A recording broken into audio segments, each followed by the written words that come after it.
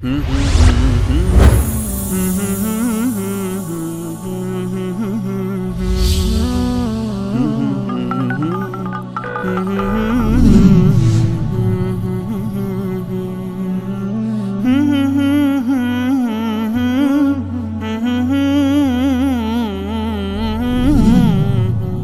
عایشه هستم از سیستان بلوچستان. خواستم بگم خداوند آخونده را خودش شکست میده انشاءالله تعالی.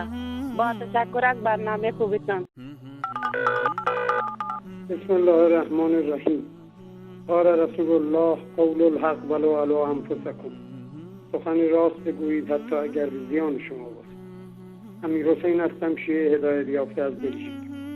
ضمن عرض سلام و ارادت خدمت استاد عزیز جناب آقای انصاری و استاد سلیمانی و استاد ماجد عباسی و بقیه همکاران در پشت صحنه تلویزیون و جناب احمد آقای عزیز و همچنین عرض سلام به کلیه بینندگان به سال حق و شیعیان هدایت یافته موحدین. میخواستم مطلبی در مورد برنامه اصفهانی عرض کنم. جناب آقای ابراهیم از اصفهان که چندی قبل در برنامه جناب آقای انصاری استاد عزیز و گرامی من تماس گرفتید و میخواستید در مورد مسواک زدن پیامبر در آخرین لحظات عمر ایشان شبهه‌ای وارد کنید و سپس در مقام دفاع از مشرک دروغگو ابوالقاسمی برآمدید. بدانید که موحدین هوشیار هستند و منافقان را به حول و قوه الهی رسوا میکنند تا بقیه بینندگان شبکه نیز آنها را بشناسند.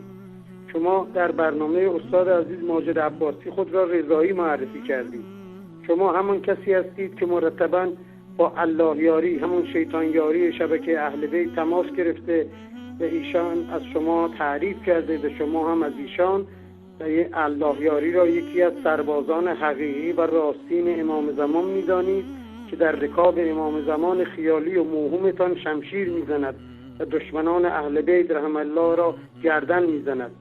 هم به شما میگویم هم بقیه افرادی که در پشت محبت اهل بیت خود را پنهان کرده و منافقانه عمل میکنید. مسلمان مؤمن موحد از نفاق و درویی بیزار است و به فرمایش پیامبر خود عمل میکند که سخن راست بگویید حتی اگر به زیان شما باشد. خواهش میکنم آقای ابراهیم یا آقای رضایی دست از نفاق بردارید که موحدین شما را رسوا میکنند، همانطور که آخوندهای مشرک را رسوا میکنند. قال الله فی محکم کتابه حاسبوا قبل ان تحاسبوا. و بقیه مردم ایران هم عرض میکنم که اگر ندانسته اعمال شرک‌آمیز انجام میدهید توصیه میکنم که قرآن را فقط از رو نخوانید که بگویید ثواب دارد، بلکه ترجمه صحیح آن را هم با دقت مطالعه کنید که ثواب بیشتری دارد که باعث میشود عمل شرک‌آمیز که انجام ندهید.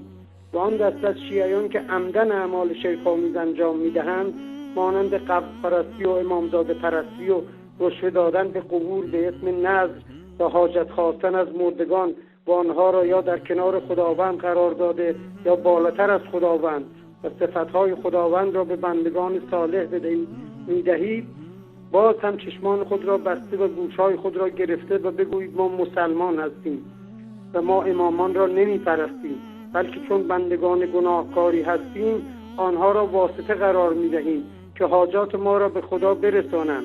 خداوند فرموده است که آنها صدای شما را نمیشنوند و اگر هم بشنوند پاسخ شما را نمیدهند و در روز قیامت از شرک شما بیزارند.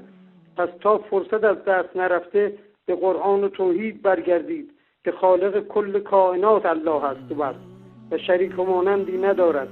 دین خود را از آخوند نگیرید که به جهنم می روید، بلکه دین خود را از قرآن کتاب خدا و سنت رسول الله بگیرید که باعث رستگاری می گردد.